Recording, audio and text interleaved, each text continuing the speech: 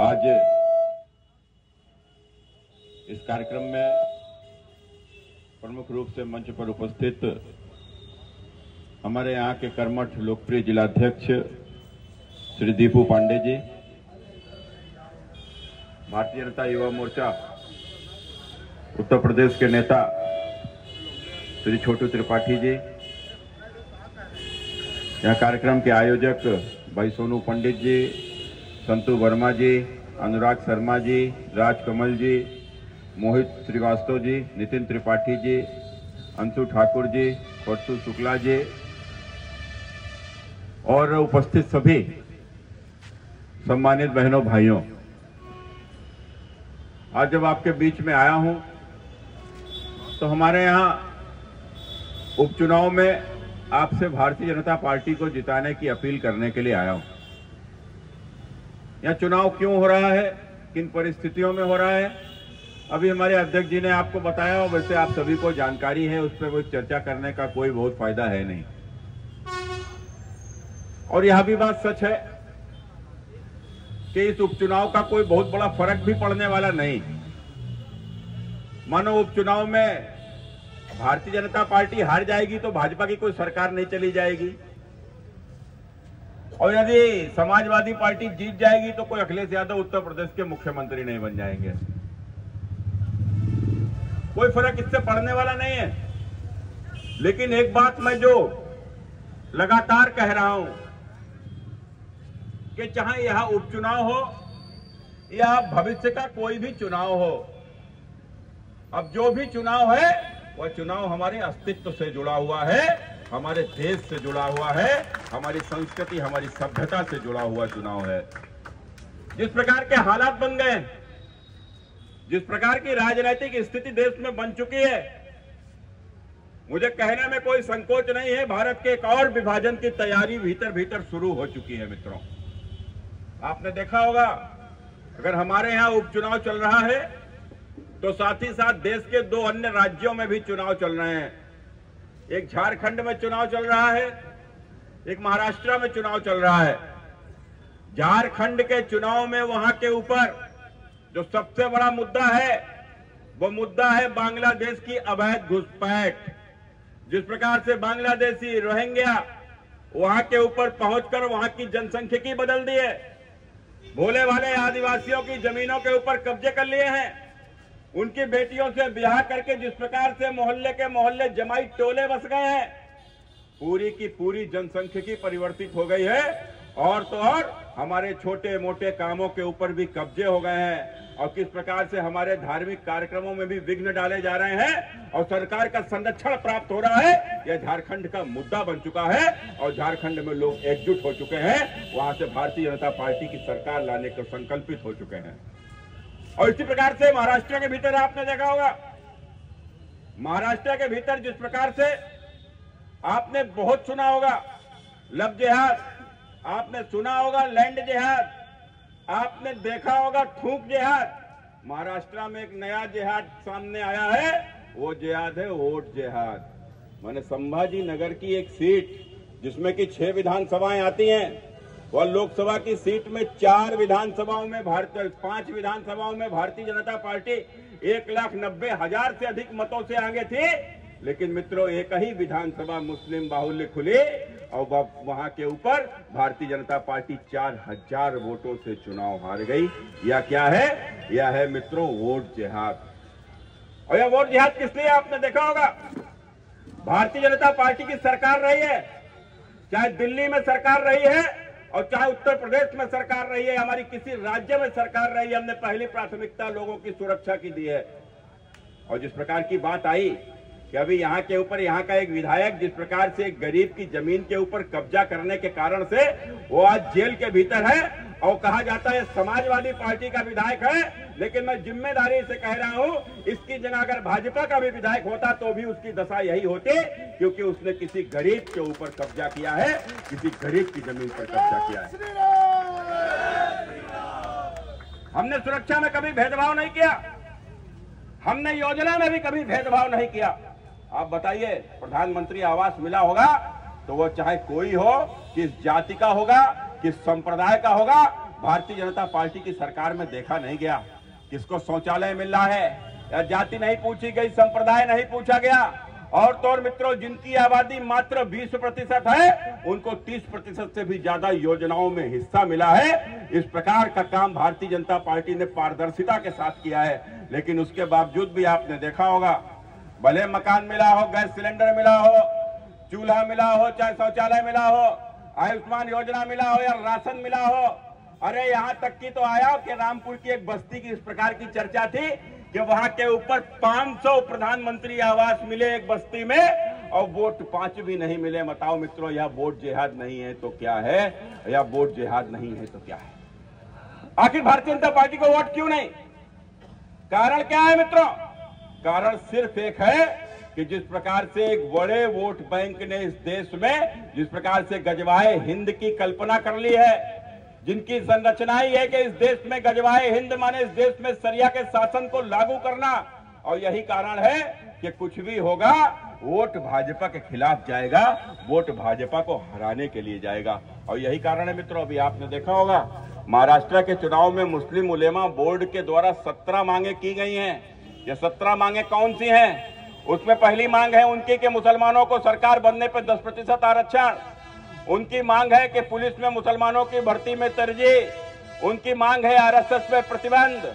और इस प्रकार से उनकी जो 17 मांगे हैं वह 17 मांगे या वह मांगे हैं जो 1947 से पहले भारत में मुस्लिम लीग की जो डिमांड हुआ करती थी वह डिमांड आज वहां के ऊपर की गई। मित्रों सोचो इनके जेहन में क्या पल रहा है, इनके अंदर क्या भरा हुआ है।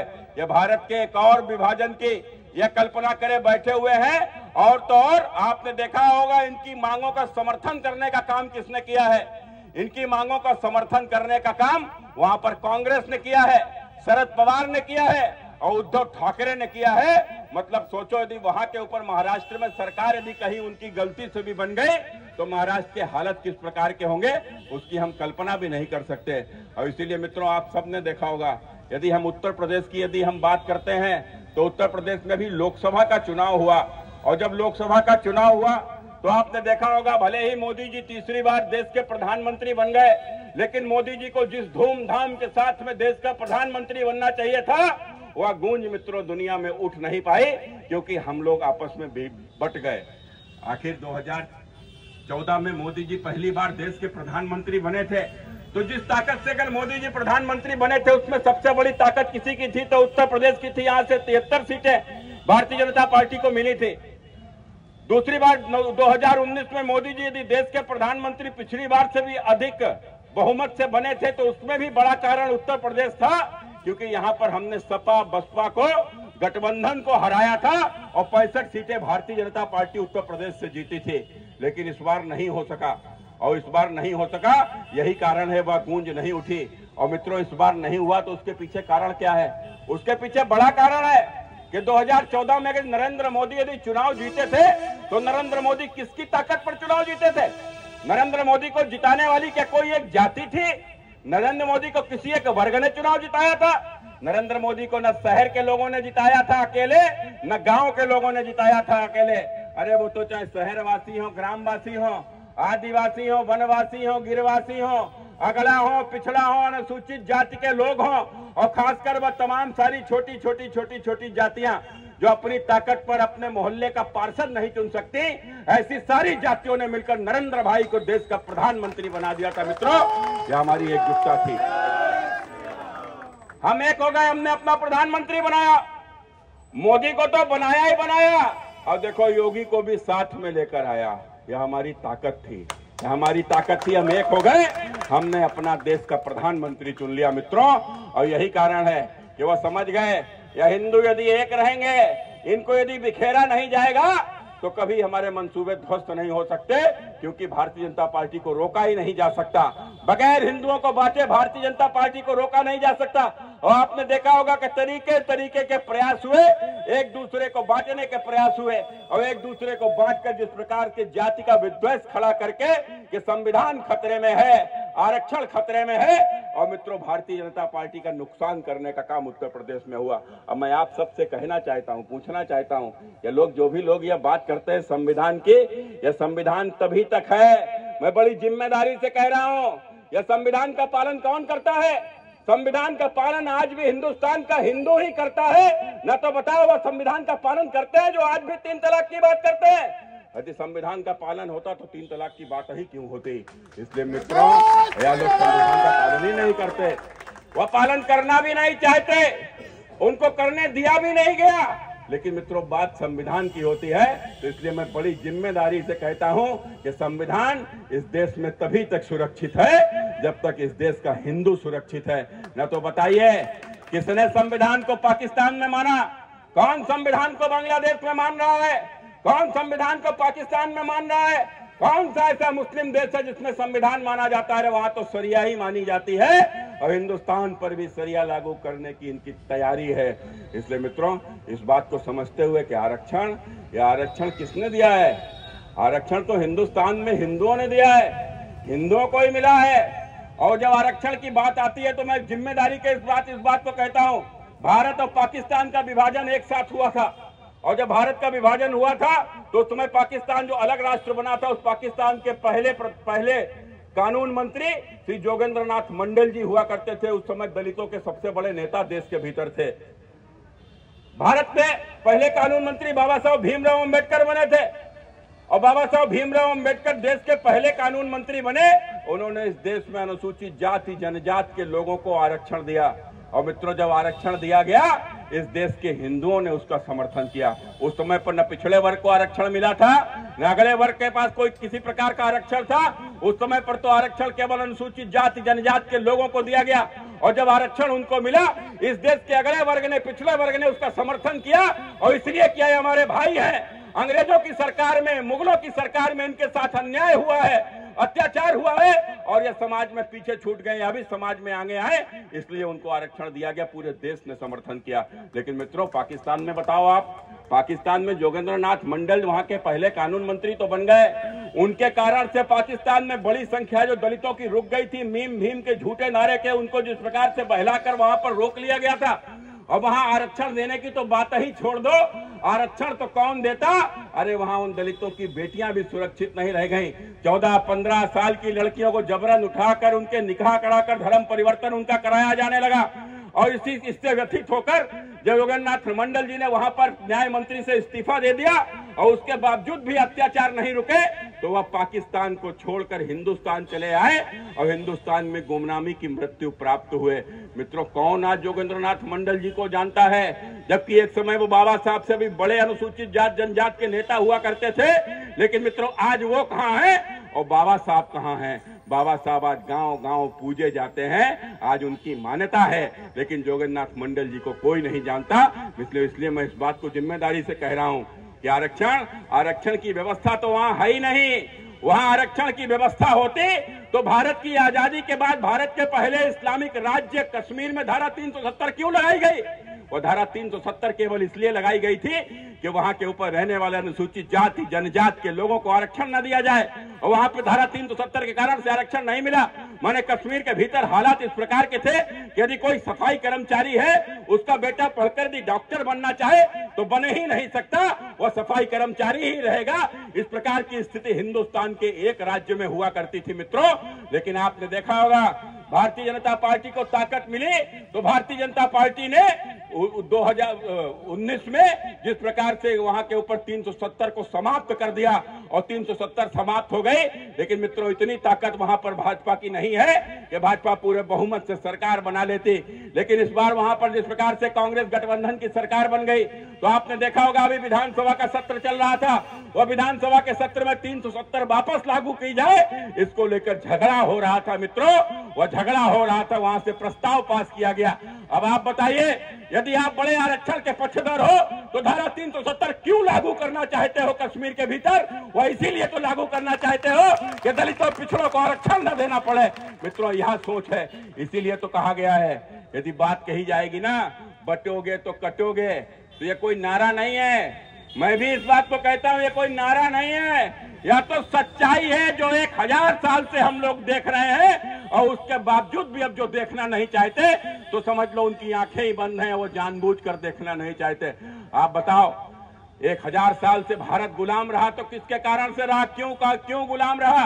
यदि हम आपस में ना बटे होते, यदि हम छोटे छोटे राज्यों में ना बटे होते, और मित्रों तो उस समय पर हैसियत नहीं थी कि 10,000 की सेना लाकर बाबर हमारे ऊपर लंबे समय तक पीढ़ियों शासन करता।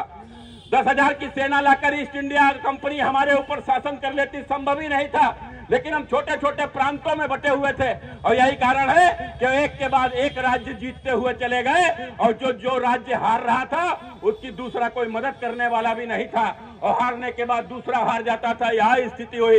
एक के बाद एक जीतते हुए 1000 वर्ष तक मित्रों हमारे ऊपर शासन किया, और 1000 वर्ष में 5 करोड़ से भी अधिक मित्रों 5 करोड़ से भी अधिक हिंदू काटे गए। इसीलिए यह कहा जाता है कि यदि बटोगे तो फिर निश्चित ही कटोगे।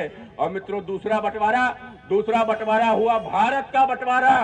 भारत का एक बड़ा हिस्सा पाकिस्तान और बांग्लादेश के रूप में हमसे अलग हुआ, और उस समय हमसे अलग हुआ तो उसका क्या कारण था?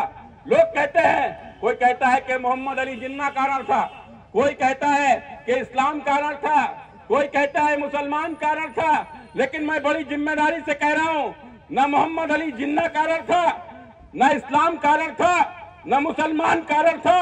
अगर कारण कोई था तो हम हिंदू उसके कारण थे मित्रों, हम हिंदू उसके कारण थे। अंग्रेजों ने सोची समझी रणनीति के तहत उस समय उनका शासन था, और उन्होंने देश में जाति की गणना करा दी, और जाति की गणना का परिणाम यह आया कि जातियों के छत्रप खड़े हो गए, अलग अलग जातियों के छत्रप खड़े हो गए, एक दूसरे की जातियों को गाली देने लगे, एक दूसरे की जातियों को नीचा दिखाने लगे। उसका परिणाम यह आया कि आपस की जाति की वैमनस्यता की इतनी गहरी खाई हो गई कि मुस्लिम लीग को उसका मौका मिल गया, और उन्होंने देश का एक विभाजन करा दिया। और जब देश का विभाजन हुआ है तो मित्रों चाहे गूगल पर पढ़ना, चाहे पुराने अखबार मिल जाए तो देख लेना, या अभी भी जो पुराने लोग हों तो जाकर उनसे बैठकर उस समय के किस्से सुनना, आंसुओं से रो दोगे। इस प्रकार के हालत हुए। बस्तियां की बस्ती हिंदुओं की केवल इसलिए जला दी गई कि वहां के ऊपर हिंदू रहते थे। रास्ते में आने वाले जिस प्रकार के लोगों के साथ में जिस प्रकार के अत्याचार होते थे, महिलाओं के साथ समूह के समूह बलात्कार, और उसके बाद उनको किलोमीटरों नंगा चलने पड़ने पर विवश हुआ। मित्रों जब ट्रेन की ट्रेनें भर के लाशों से आई इस देश के भीतर हिंदुओं की, मित्रों वह उस समय पर हुआ, लाखों हिंदू काट दिया। माने हम बटे तो हमारा देश भी बटा, और हमारा देश तो बटा ही बटा, साथ में हम बड़ी बेदर्दी से कटे भी मित्रों, बड़ी बेदर्दी से कटे भी। इसलिए उदाहरण है, इतिहास उदाहरण है, 90 में कश्मीर उदाहरण है, और मित्रों जब दंगा हुआ होगा तो कई दंगों में आपका शीशा मऊ भी उदाहरण है मित्रों, आपका शीशा मऊ भी उदाहरण है। इसलिए आप सबसे कहता जाता हूँ,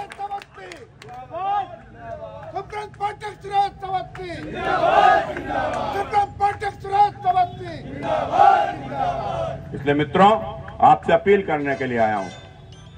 इस कानपुर की धरती को बड़ी पवित्र धरती है, क्रांतिकारी धरती है।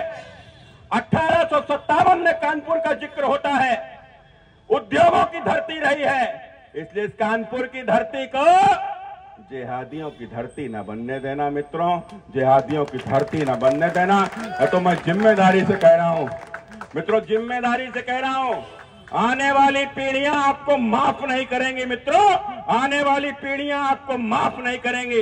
इसलिए मित्रों हमारे पास कोई विकल्प नहीं है, हमारे पास सिर्फ और सिर्फ एक विकल्प है कि एक रहेंगे तो ही सेफ रहेंगे मित्रों, तो ही सेफ रहेंगे। इसलिए यह चुनाव हमारे भविष्य की सुरक्षा का चुनाव है, यह चुनाव हमारे बच्चों की रक्षा का चुनाव है।